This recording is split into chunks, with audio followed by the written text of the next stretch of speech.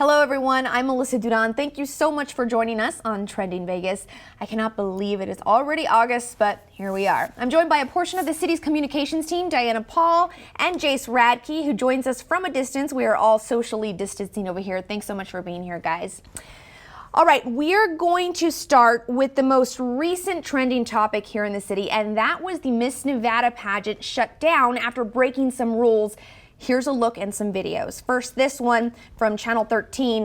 At the moment, City of Las Vegas business licensing shut down tonight's Mrs. Nevada pageant. Here's some video from that. Ladies and gentlemen, can I have your attention, please?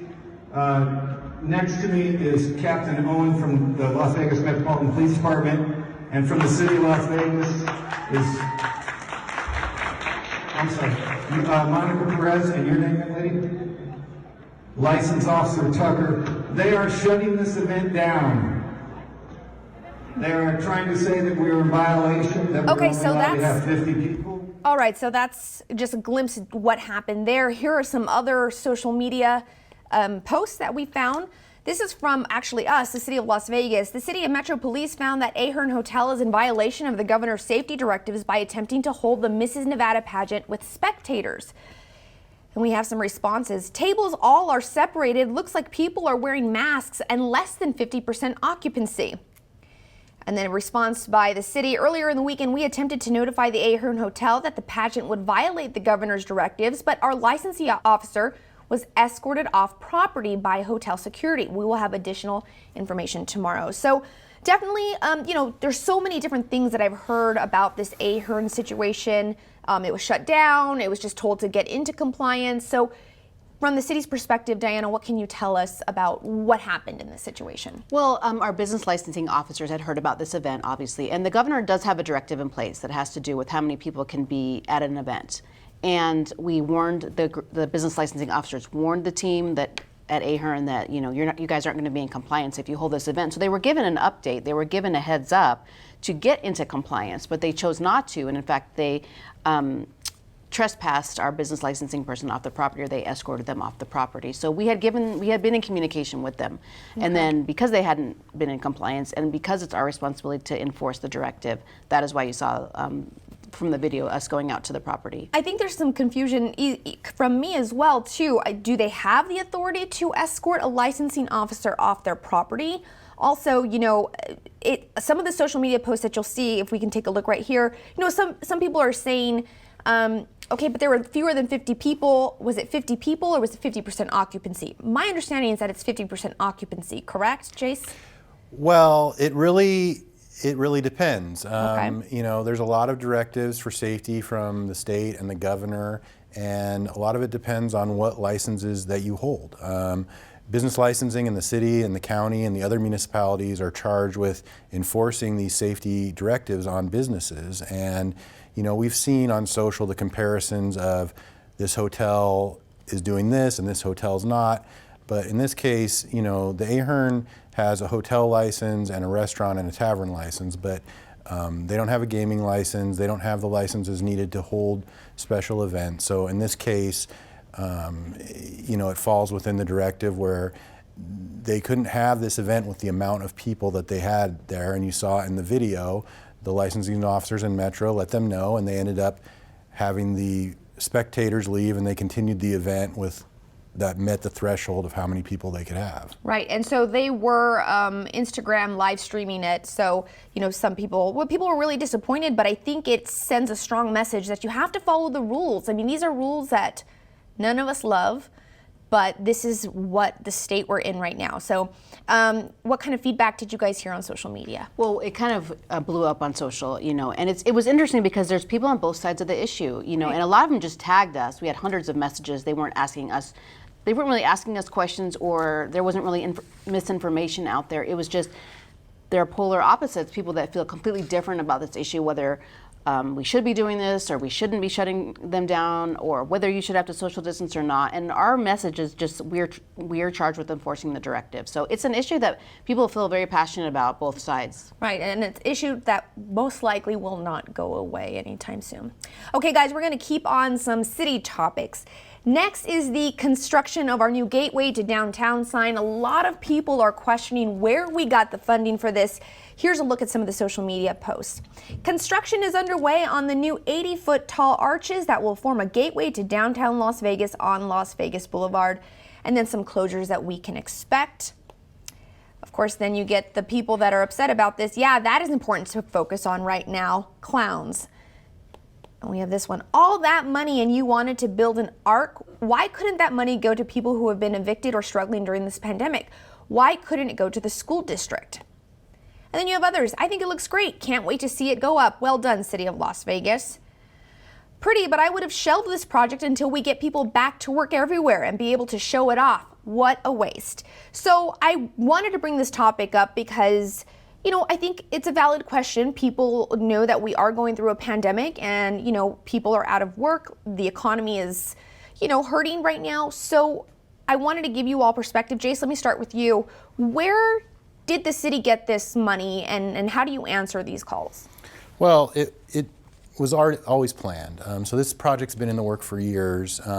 The funds for it are set aside for these types of projects for road work considerations, and they have to go to those projects. And this is part of the Las Vegas Boulevard project that's currently going on in the city. So, you know, it can be confusing with governments and funding for sure, but you know, it's not just one big pot of money that we can move wherever it needs to go.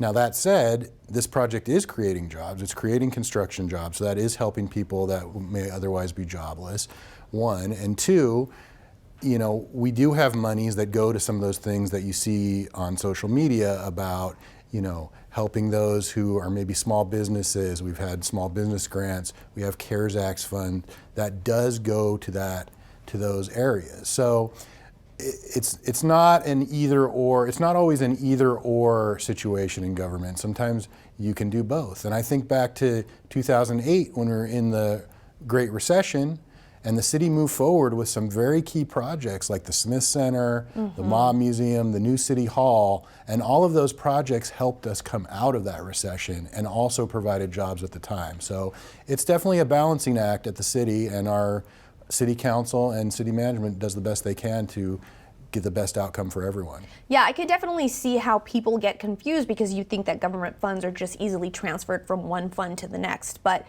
when we're talking about the aesthetically, it's just, I think it's a beautiful sign. I'm really, really excited to see the finished project. This is supposed to be done, Diana? And I think it's going to be the end of this year. And the thing is, we want to be able to welcome people back. I mean, I know the timing is kind of weird. I can understand how they're wondering why we're doing this kind of project when we're not even really open fully. But it'll be perfect timing to welcome everyone back. Hopefully by then the pandemic will have dissipated and we're going to be able to welcome them back with this beautiful sign. And like Jay said, this is like a master plan for Las Vegas Boulevard. It's not just this project. You have the Showgirls kind of down the street. You have pedestrian improvements. You have Main Street improvement. You know, exactly. So it's kind of a whole big master plan for downtown to welcome people back, and we'll be excited to do that. What I think is really great about this sign as well as the Showgirls sign is that, you know, you have people that are going to want to go see this sign, take pictures in front of it, go to the Showgirl sign, and that really is going to lead them into the Arts District, Main Street, to maybe areas they haven't visited before, not necessarily locals, but tourists, and then coming deeper into downtown. So I'm excited to see the completion of this topic, and I definitely wanted to bring this up because of the confusion over where this funding comes from. So well answered, guys. All right, guys, next topic we're going to cover quickly. On our last show, we taped on the day the school board was going to decide what to do for the fall semester in terms of distance learning. Well, now we know. Full distance learning for the fall semesters. Here's some of the social media we're seeing. CCSD trying to connect with parents and students. Parents and guardians can get ready for the new school year by visiting our new digital family guide. It includes any things you have questions on. The Clark County School District is mapping out Wi-Fi hotspots for student use as the start of the school year draws near. And then just other things for back to school, what you need to know. So here, this is interesting. This is what campuses are doing all over right now. They are doing their Chromebook deployments, and that's at a local middle school, and this is at a high school. So I thought that this was interesting. I did not think that I was going to need a Chromebook for my child because we have a laptop at home, but I have to help stay at home with them, work from home sometimes, and so I need my laptop. And I am so grateful that CCSD was able to give my child a Chromebook for distance learning. It's going to be a struggle, and I am interested to see how parents all over Southern Nevada are going to deal with work, distance learning, having to fill, it seems like we're taking on so many roles.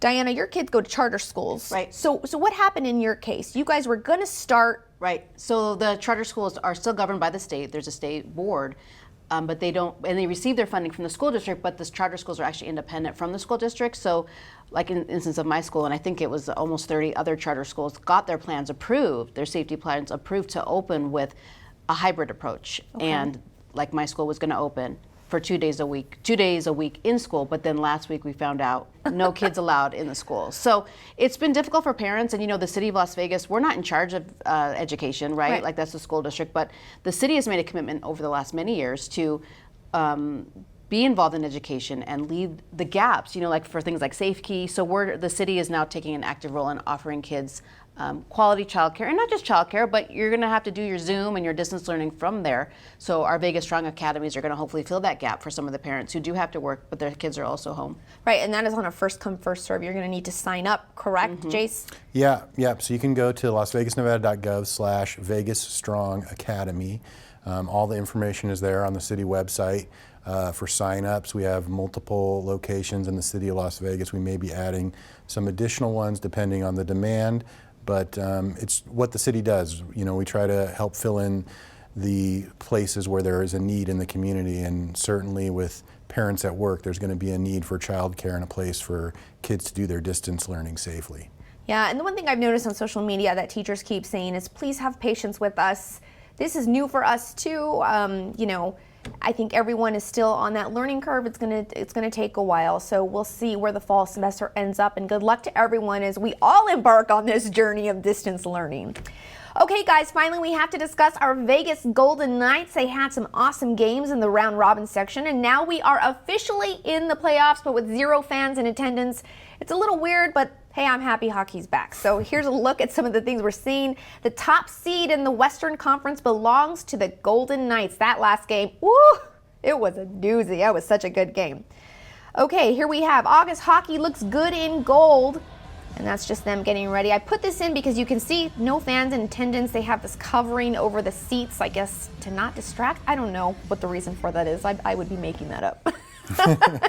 Okay, the NHL is having fun with no fans in the stands. Tonight's attendance, 0. At the conclusion of tonight's game, please exit your couch safely. And then here's a super fan here in Las Vegas. Night up, let's go! Go Nice, go! Hey you guys, night up, let's go! Go Nice, go! I love it that he's wearing a mask. This guy says, I can't take the NHL playoffs seriously this year anyhow. No matter who wins or loses, the whole thing is a sham for the most part anyhow. Hockey in August with no fans in the seats is just not the same at all.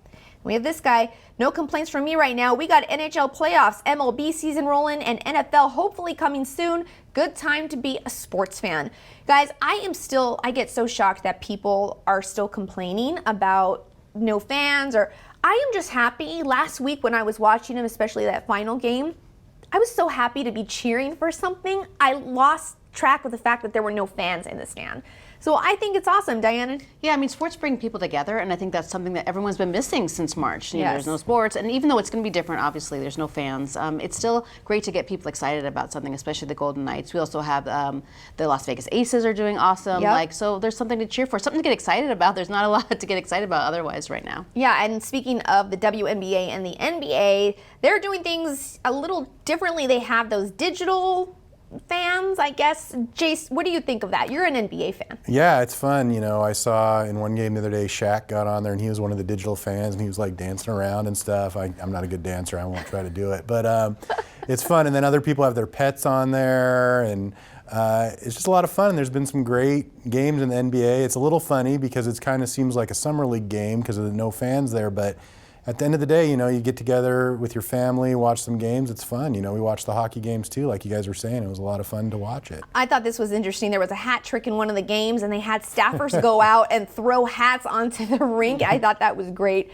And then they're also doing the national anthem digitally. So it's really interesting. I really applaud the NHL and the NBA for being so creative and thinking outside the box, trying to get people involved. I think it's great. The one thing I'm going to complain about is what this guy is complaining about: blackout restrictions during a pandemic with no fans.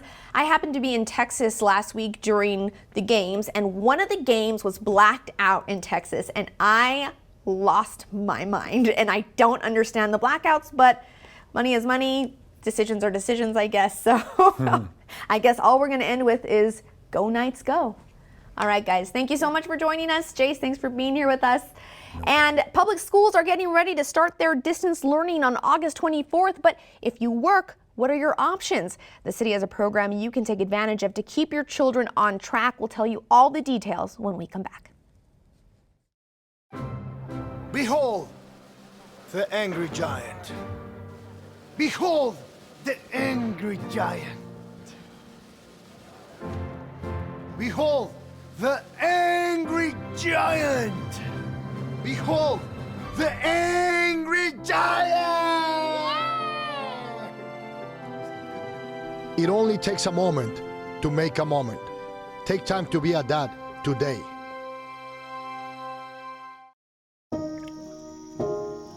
This is the story of a boy who didn't talk for a long time. The boy liked things to always be the same. Any changes would scare and upset him. The unknown was an unfriendly place. The boy was very sensitive to lights and sounds. So he built secret hiding places where they couldn't get in. The boy didn't like looking people in the eye. He wasn't trying to be mean, it just made him feel uncomfortable. Sometimes he would flap his arms again and again. One day I found out I have something called autism. My family got me help. Slowly, I found my voice and learned all the ways I could live with it better. Early intervention can make a lifetime of difference. Learn the signs at autismspeaks.org.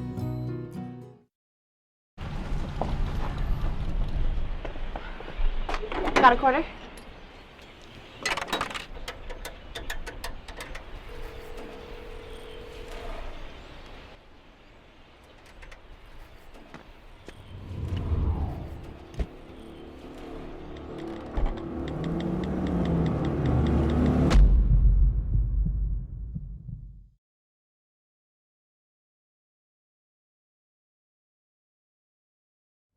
Welcome back, everyone. Right now, parents across the city are scrambling to figure out how they're not only going to help their child with distance learning, but for those who work, how they're going to juggle both. Well, the city of Las Vegas is stepping up and rearranging their Safe Key and Ignite programs to help. I'm joined by Dr. Tammy Malich, Director of Youth Development and Social Innovation. Thank you so much for joining us. Thank you for having me. So you're the person everybody wants to talk to. What is going to happen right now? What kind of adjustments have you guys had to make to Safe Key Ignite? These are so vital to the community. They are. And I think people were wondering, are they still available? Yes, so we are going to ramp up programming based on the needs of the community, with no longer a need for Safe Key and Ignite before and after school care.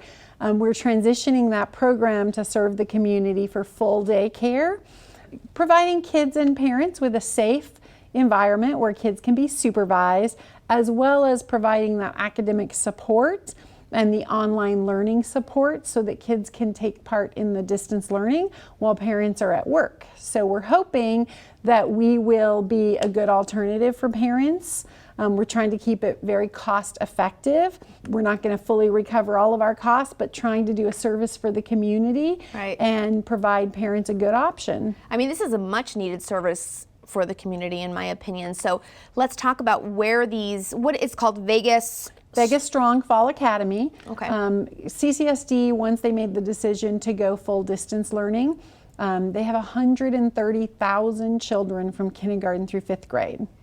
Wow. So that is a lot of kids that potentially need care. Right. Not all of them will, but many of those kids. The other compounded issue is for parents that work, and even in some cases for parents that are at home, kids need to be logged in online, participating in their synchronous and asynchronous learning through the learning management system, Canvas, that the district has chosen.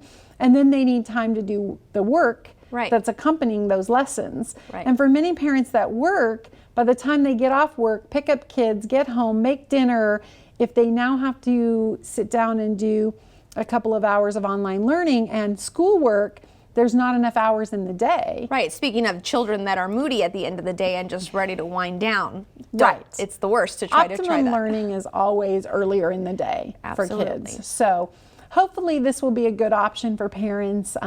We've set up facilities all across town, trying to be responsive to our employees as well as community members. It is a collaborative partnership between YDSI, Parks and Rec, and Cultural Affairs, Office of Cultural Affairs. So we will be working jointly to ensure that we provide kids well-rounded programs where we have cultural arts sections, municipal sports sections, as well as academic and online learning. So how will this work? This is taking place in some community centers, correct? How many students, children will you be able to accommodate at each facility? And how do you do distance learning? How do you make sure that each of these students is on at the right time or is doing what they need to be done? So the good news is we got practice when the school district shut down on March 13th. We stood up the employee youth care on March 16th. We ran that up until Memorial Day, and then we partnered with Parks and Rec to stand up Vegas Strong Summer Academies. So we've done some of the work. We have checking kids in, taking temperatures, the cleaning of high-touch areas. We have that down to a science. Trying to keep kids social distance. It's not the easiest task because they are very social creatures. But we do our very best to keep them socially distanced. This new landscape is going to be slightly different because it has that online learning and that virtual learning component. That's going to take a lot of time and it's going to require some support. So we're using community centers and senior centers. We've also partnered with the library district, so we'll be using some public libraries. Our overall capacity is about 1,040.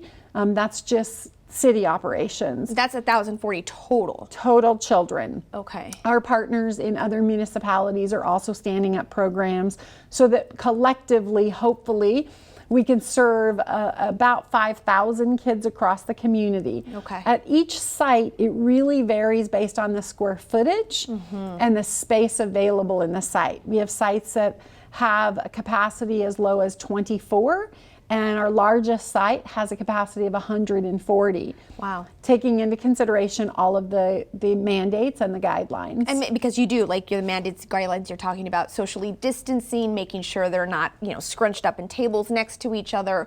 What about Wi-Fi access, making sure these kids can get online to do this? So we've worked with our IT team at the City of Las Vegas, and they have ensured that we have access, broadband access at each of our facilities.